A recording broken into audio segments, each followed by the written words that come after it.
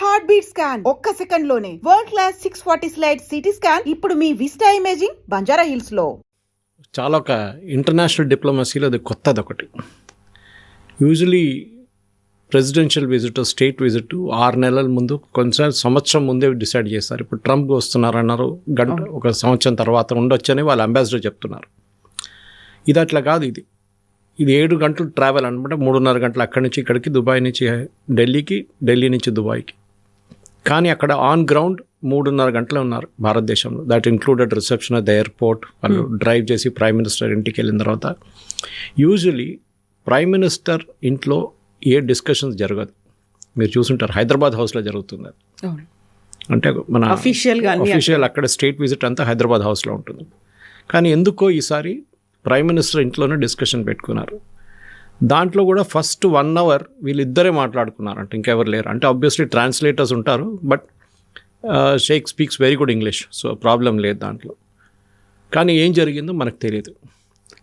మనం official visit అనకుండా official meet కోసం మాత్రమే వచ్చారు అంతే అనుకోవచ్చా? ఎస్, అంతే.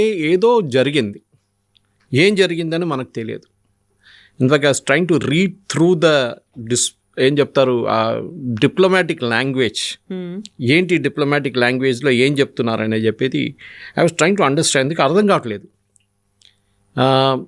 సరే, ఒప్పందం చేశారు. Defence cooperation, space cooperation, economic cooperation, Dholera special economic zone అన్నీ ఉన్నాయి. 16-17 లెటర్ ఆఫ్ ఇంటెంట్ సైన్ చేశారు. That to language is different, not memorandum of understanding, letter of intent which is 1 step above memorandum of understanding and 1 step below actual agreement signing. So actual ఒప్పందం చేయలేదు ఇంకా. కానీ ఈ 16 పాయింట్లు discuss చేసి agree చేసినప్పుడు, దాంట్లో సంతకం పెట్టుకున్న డాక్యుమెంట్స్ ఉన్నప్పుడు, అంటే this has already been discuss before. ఇది ముందే 1 నెల ముందు నుంచే మొదలైంది. డిస్కషన్ కూడా జరిగింది. దాంతో వీళ్ళు అక్కడెక్కడ ఎక్స్చేంజ్ చేసుకుని ఉంటారు draft. Then they would agreed, okay, ఈ 16-18 పాయింట్ల మీద మేము సంతకం పెడతాం. ఒక్కొక్క సెక్రటరీ పెడతారు సంతకం వాళ్ళ వైపు నుంచి. ఇక్కడ తోడు క్రౌన్ ప్రిన్స్ కూడా వచ్చారు. Is a foreign minister also. అది కాకుండా డిపి పోర్ట్ ట్రస్ట్ వాళ్ళ మెయిన్ పోర్ట్ ట్రస్ట్ వాళ్ళ ఇన్వెస్ట్మెంట్ ఆర్మ్స్. 4వది వాళ్ళ chief of investment Abu Dhabi investment trust. కానీ మిగతా దాంట్లో if you look at the entire thing, వాళ్ళకి $1.7 trillion వాళ్ళ దగ్గర ఇన్వెస్ట్మెంట్ కెపాసిటీ ఉంది డబ్బులు పెట్టడానికి. ఇంత పెద్ద డెలిగేషన్ తీసుకొచ్చి 3.5 గంటల సేపు ఉండి సంతకం చేసి వెళ్ళిపోయారంటే ఏదో జరిగింది. They didn't want to stay for a longer time. అది ఏదైనా థ్రెట్ పర్సెప్షనో ఏదుందో తెలియదు మనకి ఎందుకు జరిగింది అనేది. కానీ కవిత గారు మీరు అడిగిన ప్రశ్న కరెక్టే. ఇంత అర్జెన్సీ ఏముండే రావడానికి, వచ్చిన తర్వాత కూడా ఇంత జల్దీ ఎందుకు వెళ్ళిపోయారు అని ఒక ప్రశ్న వస్తుంది అనమాట. కానీ జరిగిన దాంట్లో మనం ఫస్ట్ ఏం అర్థం చేసుకోవాలంటే, మొన్ననే యెమెన్లో జరిగిన ఇన్సిడెంట్ వేర్ యుఏఈ పంపించిన వెహికల్స్, డిఫెన్స్ వెహికల్స్ని సౌదీ అరేబియా బాంబ్ చేశారు. ఇవాళ దాకా బేసిక్లీ ఆ ఇన్సిడెంట్ జరిగేదాకా ఒక అరబ్ కంట్రీ, ఎస్పెషల్లీ మిడిల్ ఈస్ట్లో, ఈజిప్ట్ పక్కన పెట్టండి, సిరియా పక్కన పెట్టండి, ఈవెన్ జార్డన్ కూడా, విత్ ఇన్ మిడిల్ ఈస్ట్లో ఒక దేశం ఇంకొక దేశం, ఎస్పెషల్లీ జీసీసీ కంట్రీస్లో ఒక దేశం మీద బాంబింగ్ చేయడం చాలా తక్కువ. సౌదీ అరేబియా యెమెన్ మీద దీనికన్నా ముందు కూడా బాంబ్ చేశారు. అప్పుడు హూతీలు వాళ్ళ మీద మిసైల్స్ పెట్టినప్పుడు వాళ్ళు హూతీల మీద దాడి చేశారు. ఈసారి హూతీల మీద కాదు, ఈసారి ఇండైరెక్ట్గా యుఏఈ మీద కొట్టారు వాళ్ళు. And UAE immediately decide to withdraw from there. వాళ్ళు అనుకున్నారు, బహుశా అనుకుని ఉంటారు, ఎందుకు లేనిపోయిన గొడవ, వాళ్ళు సాగు చేస్తారు, వాళ్ళు కొట్టుకుంటారు, హూతీలు మళ్ళీ వస్తారు, ఇరాన్ ప్రాక్సీ ఉంటుంది, ఇదన్నీ జరుగుతుందని అక్కడి నుంచి బయటకు వచ్చేసారు వాళ్ళు. అదే టైంలో ఇంకొక చిన్న ఒక ఇన్సిడెంట్ అని కాదు, చిన్న ఒక చేంజ్ ఒకటి జరిగింది ఆఫ్రికాలో. సొమాలీల్యాండ్, మనం బహుశా దీని గురించి మాట్లాడాం. సొమాలీల్యాండ్ అనే ఒక దేశం ఉంది అక్కడ, which is a part of Somalia earlier. ముందు సొమాలియాతో ఉండే, దానికన్నా ముందు వాళ్ళు ఇండిపెండెంట్గా ఉన్నారు, మళ్ళీ సొమాలియాతో మర్జ్ అయ్యారు. మళ్ళీ ఒక 25-30 సంవత్సరాల ముందు వాళ్ళు సపరేట్గా అయిపోయారు మళ్ళీ. సొమాలీల్యాండ్ ఆ రోజు నుంచి ఈ రోజు దాకా they are democratic country with a very strong democracy, చాలా మంచి జ్యుడిషియరీ, లెజిస్లేచర్, చాలా బాగా ఇన్ఫ్రాస్ట్రక్చర్ వైజ్ చాలా బాగా డెవలప్ చేసుకున్నారు. కానీ సొమాలీల్యాండ్ని ఎవరు అంగీకరించట్లేదు ఇవాళ దాకా. Till Israel came and said we are recognizing you అని బెంజమిన్ నెటన్యాహు ఒక నెల ముందు అనౌన్స్ చేశారు, that we are recognizing Somaliland, first country to do so. కానీ అందరూ ఏం మర్చిపోయారంటే అక్కడ కూడా యూఏఈ, సౌదీ అరేబియా గొడవ ఉంది. అక్కడ సొమాలియాని సపోర్ట్ చేస్తుంది సౌదీ అరేబియా ఫైనాన్షియల్గా. Islamic country, even Somaliland is also Islamic country. కానీ ఆలోచించండి, ఇజ్రాయెల్ వాళ్ళని ఫస్ట్ అంగీకరించారు యాజ్ అ డిప్లొమాటిక్ మూవ్. అక్కడ సౌదీ అరేబియా ఉన్నప్పుడు టర్కీ కూడా వచ్చి గేమ్ ఆడడం మొదలుపెట్టారు అక్కడ. ఎందుకంటే జిబూతి పక్కనే ఉంది, ఆఫ్రికాలో ఎంటర్ కావడానికి ఒక access route, even countries like ఇథియోపియాకి అది చాలా పనికొస్తుంది సొమాలిలాండ్. ఇప్పుడు అరబ్ నేషన్స్లో యూఏఈ అండ్ సౌదీ అరేబియా, మిగతా అందరూ క్వైట్గా ఉన్నారు. వాళ్ళకి ఎక్కువ ఏం చెప్తారు, పొలిటికల్ అంబిషన్స్ లేవు, జియో పొలిటికల్ అంబిషన్స్ లేవని చెప్పొచ్చు, కరెక్ట్ వర్డ్. ఎందుకంటే ఖతార్ చూస్తే ఖతార్ టెర్రరిస్ట్ వాళ్ళని సపోర్ట్ చేస్తారు, terrorist ఆర్గనైజేషన్స్ని. Hamas, Muslim Brotherhood, Islamic జిహాద్, ఐసిస్, వీళ్ళందరి హెడ్ క్వార్టర్స్ ఖతార్లో ఉంది. అది యూఎస్కి తెలుసు. పక్కనే వాళ్ళ అన్నిటికంటే పెద్ద ఎయిర్ ఫోర్స్ బేస్ ఉంది. ఈ out side US is the biggest air force base. అది మొన్న కూడా ఒక దాడి జరిగింది, ఇరాన్ వాళ్ళ మీద దాడి చేశారు, ఎక్కువ డ్యామేజ్ ఏం జరగలేదు. ఇప్పుడు కూడా ఉన్న ఈ పరిస్థితుల్లో, ఇరాన్ పరిస్థితి, కొంతమంది అక్కడి నుంచి విత్డ్రా చేసుకున్నారు, వాళ్ళ ఫ్యామిలీ వాళ్ళని విత్డ్రా చేసుకున్నారు. సో యూఏఈకి ఇప్పుడు ప్రాబ్లం ఏంటంటే వాళ్ళకి ఒక స్టడీ నేబర్ ఎవరు లేరు సపోర్ట్ చేయడానికి. వెళ్ళి ఆలోచించండి, సౌదీ అరేబియా పట్టించుకోవట్లేదు, Bahrain is not interested, Oman is not interested, Qatar అసలు వాళ్ళ ప్రాబ్లం వాళ్ళు ఉన్నారు, ఎవరు వీళ్ళని పట్టించుకోవట్లేదు. బట్ మనం యూఏఈ అనగానే they are 7 emirates, separate emirates, Sharjah కానీ అబుదాబి కానీ ఇట్లా 7 ఎమిరేట్స్ ఉన్నారు. దాని క్యాపిటల్ అబుదాబి. వాళ్ళ ఇంటర్నల్ పాలిటిక్స్ సపరేట్ ఉంది. వాళ్ళు నామినేట్ చేసుకుంటారు, ఒక కౌన్సిల్ ఉంది, 7 కూర్చొని నామినేట్ చేస్తారు, ఒకరు ప్రెసిడెంట్గా, ఒకరు ఫారెన్ మినిస్టర్గా, ఒక డిఫెన్స్ మినిస్టర్గా నామినేట్ చేసుకుంటారు వాళ్ళు. సో ఫార్ సో గుడ్, వాళ్ళకి ప్రాబ్లం ఏం లేదు. Dubai is more of a trading out post, మనకు అందరు తెలిసిందే. నేను కూడా 3 నెలల ముందు చూశాను అక్కడ డెవలప్మెంట్. అప్పుడు వెళ్ళినప్పుడు బతుకమ్మ ఫెస్టివల్ నన్ను ఇన్వైట్ చేశారు అక్కడ, దుబాయ్ నుంచి తెలుగు కమ్యూనిటీ వాళ్ళు. చాలా మటుకు వాళ్ళ development is based on real estate ఉండే ముందు. ఇప్పుడు వాళ్ళు టెక్నాలజీ మీద, ఎడ్యుకేషన్ మీద చాలా ఇన్వెస్ట్మెంట్ వాళ్ళు తెచ్చుకుంటున్నారు. పెద్ద పెద్ద యూనివర్సిటీస్ కానివ్వండి, ఈవెన్ ఐఐటి ఆఫ్ క్యాంపస్ అక్కడ ఉంది ఒకటి, అట్లాంటి పెద్ద వరల్డ్ కెలాగ్ కానివ్వండి, కొలంబియా, అట్లాంటి యూనివర్సిటీస్ని వాళ్ళు తీసుకొచ్చి, ఈవెన్ షార్జాలో కూడా. ఇట్లాంటి మార్పుల్లో జరుగుతున్నప్పుడు యూఏఈని ఇప్పుడు ఎవరు కాపాడుకుంటారు? రేపు ఒక ప్రాబ్లం వస్తే ఎవరు హెల్ప్ చేస్తారు? అదొక క్వశ్చన్ ఉంది.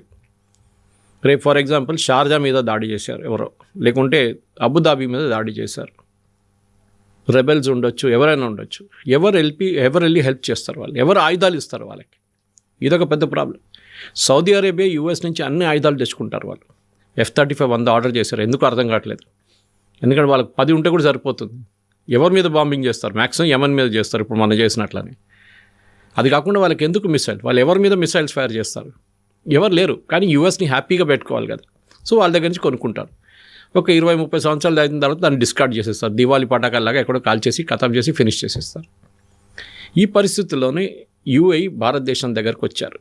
ఎందుకంటే అఫినిటీగా మనకి అక్కడ ఉన్న population one of the highest population మన వాళ్ళే, 45 లక్షల మంది ఉన్నాం మనకు Indians, all the 7 Emirates put together.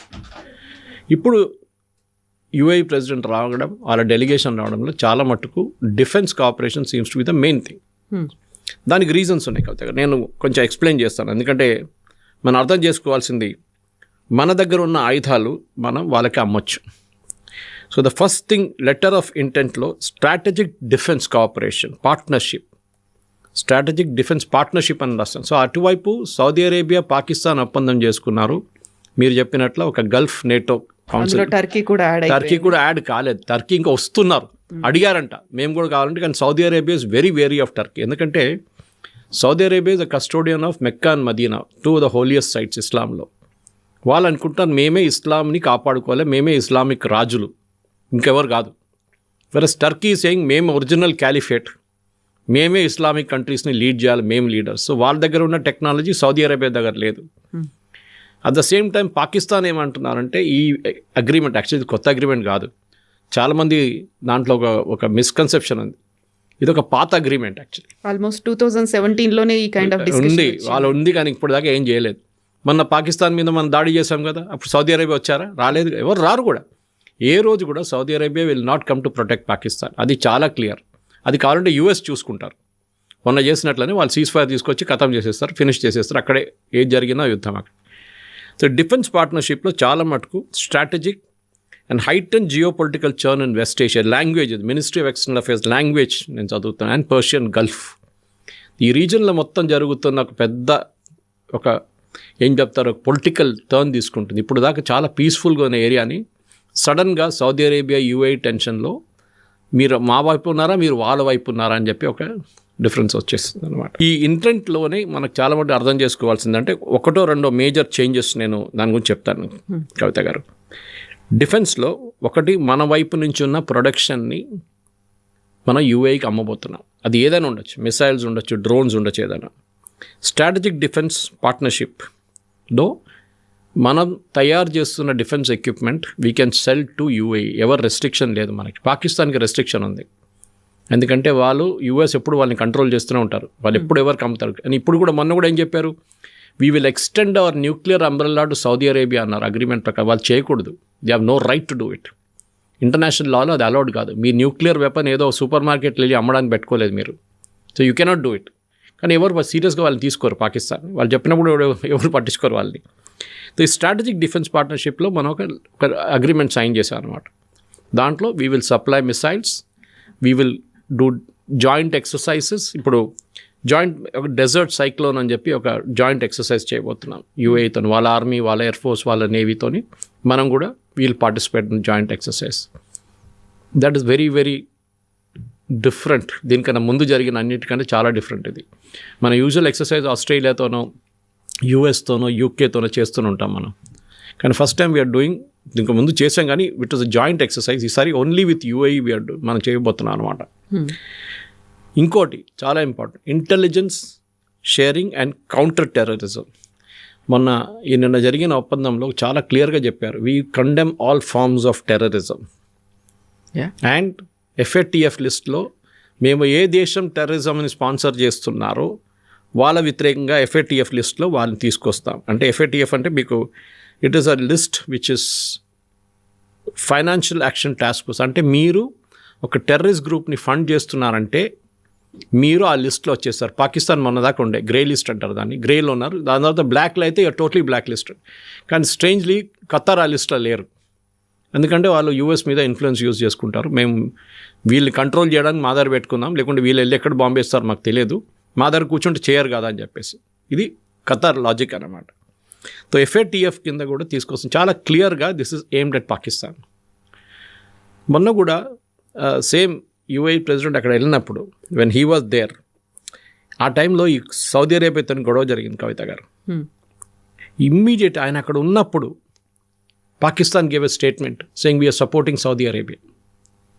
ఆలోచించండి, మీ హెడ్ ఆఫ్ స్టేట్ అక్కడ ఉన్నారు, UAE president is the sheikh Mohammed bin Zayed. అక్కడ ఉన్న టైంలో పాకిస్తాన్ ఒక స్టేట్మెంట్ ఇస్తున్నారు that we support Saudi Arabia. Yemen బాంబింగ్లో సౌదీ అరేబియాని మేము సపోర్ట్ చేస్తున్నాం. UAE president sitting right in Pakistan.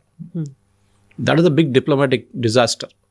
దాని తర్వాత బహుశా ఈ డిసిషన్ తీసుకున్నారు that he will come to India. Announce చేయలేదు, ఎందుకంటే ముందు అనౌన్స్ చేశారనుకోండి what would happen is US pressure పెడుతుండే ఆయన మీద, మీరు వెళ్ళకూడదు ఇండియాకి, మళ్ళీ అది ప్రాబ్లం అవుతుంది పాకిస్తాన్తో, అది అవుతుంది ఇది అవుతుంది, సౌదీ అరేబియాతో ఇష్యూ అవుతుంది, ప్లీజ్ డోంట్ గో అని చెప్పి ఆయన మీద ఫుల్ ప్రెషర్ పెడతారు. దానికోసం ఈ విజిట్ని టోటలీ సీక్రెట్గా పెట్టుకున్నారు. జస్ట్ 2 రోజుల ముందు అనౌన్స్ చేశారు, వచ్చారు, మీరు చెప్పినట్లు 3.5 గంటలు ఉన్నారు, దాని తర్వాత వెళ్ళిపోయారు. ఈ was not coming from a third country, ఏదో వస్తున్న రూట్లో దిగేసి కొంచెం బ్రేక్ తీసుకొని స్టాప్ ఓవర్ లాగా కాదు, ఓన్లీ దీనికోసం వచ్చారు, వచ్చి అక్కడికే మళ్ళీ రిటర్న్ వెళ్ళిపోయారు. ఇది చాలా ఇంపార్టెంట్, ఎందుకంటే యూజువలీ డిప్లొమాటిక్ విజిట్స్లో యూఎస్ ప్రెసిడెంట్ కానీ ఎవరైనా కానీ వాళ్ళు 3-4 కంట్రీలు విజిట్ చేస్తారు. కానీ ఇక్కడ sheikh was very clear that ఆయన ఒకటే కంట్రీకి వస్తున్నారు, is not going to Pakistan after that. దీనికన్నా ముందు వెన్ ఎంబీఎస్ ఇండియాకి వస్తున్నప్పుడు పాకిస్తాన్ ఆయన రిక్వెస్ట్ చేశారు, మీరు వెళ్తున్నో లేకుంటే రిటర్న్ వస్తున్నో మా దగ్గర దిగండి ఇస్లామాబాద్లో. ఈ సెడ్ నో. ఆయన వెళ్ళారు, తర్వాత ఒక 15 రోజుల తర్వాత పాకిస్తాన్కి వచ్చారు. సో యూఏఈలో కూడా ఇప్పుడు చూడండి మీరు, పాకిస్తానీ సిటిజన్స్కి వీసాస్ ఇవ్వట్లేదు. బంగ్లాదేశ్, పాకిస్తాన్ చాలా నేషన్స్కి వీసా ఇవ్వట్లేదు. In fact today they made more changes వాళ్ళ వీసా రూల్స్లో. అక్కడున్న ఇమిగ్రేషన్ రూల్స్లో చాలా మటుకు మార్పులు తీసుకొచ్చారు టెక్నాలజీ వైస్. ఇవాళ మనం కూడా, నేను వెళ్ళినప్పుడు కూడా మనం యూజువలీ మన ఇమిగ్రేషన్ వాళ్ళు స్టాంప్ కొడతారు. Saudi Arabia is remove that, UAE is remove that. వాళ్ళు మన ఫేస్ స్కాన్ చేసుకుంటారు and once you're scanned on that, మీరు ఎప్పుడు వచ్చి ఎప్పుడు వెళ్తుకొని మిమ్మల్ని అక్కడ that camera will register you.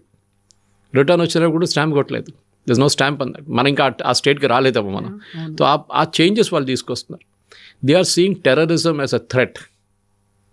దానికోసమే వాళ్ళు పాకిస్తాన్, బంగ్లాదేశ్ ఇట్లాంటి దేశాల నుంచి వచ్చిన వాళ్ళకి వీసా ఇప్పుడు ఇవ్వట్లేదు. ఉన్న వాళ్ళు ఉన్నారు కానీ కొత్త వాళ్ళకి ఇవ్వట్లేదు అక్కడ. సో ఈ డిఫెన్స్ ఈ ఎల్ఓఐ సైన్ చేసిన letter of intent is very very important. బహుశా మన దగ్గర ఉన్న మిసైల్ కేపబిలిటీస్ మనం వాళ్ళకి అమ్మొచ్చు, including BrahMos. We can sell it to UAE. ఇది కాకుండా నెక్స్ట్ ఒకటి స్ట్రాటజిక్ డిఫెన్స్ పార్ట్నర్షిప్లో industrial collaboration, defence industrial collaboration. మన దగ్గర ఉన్న డిఆర్డిఓ, బీడిఎల్, హెచ్ఏఎల్, మన దగ్గర ఉన్న ఆర్డినెన్స్ ఫ్యాక్టరీస్ ఇక్కడ ప్రొడ్యూస్ చేస్తున్న ఎక్విప్మెంట్ని వాళ్ళు పెట్టుబడి పెడతారో చూడాల్సింది. పెట్టుబడి పెడితే then we can actually make more equipment. దాన్ని మనం అమ్మచ్చు యూఏఈకి, వాళ్ళకి అమ్మచ్చు అనమాట. ఇది చాలా ఇంపార్టెంట్. ఎందుకంటే సౌదీ అరేబియా, పాకిస్తాన్ డీల్లో కూడా ఈ మాట అన్నారు వాళ్ళు. దాన్ని మేము జాయింట్గా ప్రొడ్యూస్ చేస్తామని చెప్పి పాకిస్తాన్ స్టేట్మెంట్ ఇచ్చేసి సౌదీ అరేబియా చేయలేదు. Pakistan made the statement. ఎందుకంటే టర్కీ, మీరు అటు చెప్పారు చూడు, టర్కీ రోల్ వస్తుంది. టర్కీ డ్రోన్ టెక్నాలజీలో దే ఆర్ ఎక్స్పర్ట్స్, షిప్ బిల్డింగ్లో దే ఆర్ ఎక్స్పర్ట్స్. చాలా సంవత్సరాల నుంచి వాళ్ళు అది చేసుకొని వస్తున్నారు వాళ్ళు. పాకిస్తాన్కి ఇది రెండు లేవు, పాకిస్తాన్కి అమ్ముతారు. ఇప్పుడు చూడండి, పాకిస్తాన్ ఏమంటారు, మేము J-17 అమ్ముతున్నాం, J-15 అమ్ముతున్నాం. మీరు తయారు చేయకపోతే మీరు ఎట్లా అమ్ముతున్నారు? వాళ్ళు ఏం చేస్తున్నారు, చైనా దగ్గర తీసుకొచ్చి they are selling it to third country, Philippines కానీ వాళ్ళకి ఇండోనేషియా లాంటి కంట్రీస్కి ప్రపోజ్ చేస్తున్నారు. ఎందుకంటే డైరెక్ట్ సేల్స్ అలౌడ్ కాదు చైనా నుంచి. సో ఇండైరెక్ట్గా తీసుకొస్తున్నారు అన్నమాట. ఇది ఉన్నప్పుడు నెక్స్ట్ వన్ ఇంకోటి, ఈ ధులేరా అని చెప్పి గుజరాత్లో they are setting up particular strategic alliance అన్నమాట, ఇన్ఫ్రాస్ట్రక్చర్ ప్రాజెక్ట్స్ కోసం. అక్కడ అన్ని మీరు emirates is the biggest, one of the biggest airlines in the world ఇప్పుడు. కానీ మెయింటెనెన్స్ ఫెసిలిటీ వాళ్ళ దగ్గర దుబాయ్లో ఉంది ఆల్రెడీ. దే కూడా హ్యూజ్ MRO ఫెసిలిటీ. కొత్తది ఏం ప్లాన్ చేస్తున్నారంటే now they want to set it up in India also. ఇక్కడ ఒక పైలట్ ట్రైనింగ్ ఫెసిలిటీ కానీ, ఇక్కడ ఒక MRO facility, that is maintenance, repair and overhaul of aircraft, అది భారతదేశంలో కూడా చేయొచ్చు అని చెప్పి ప్రపోజ్ చేస్తున్నారు.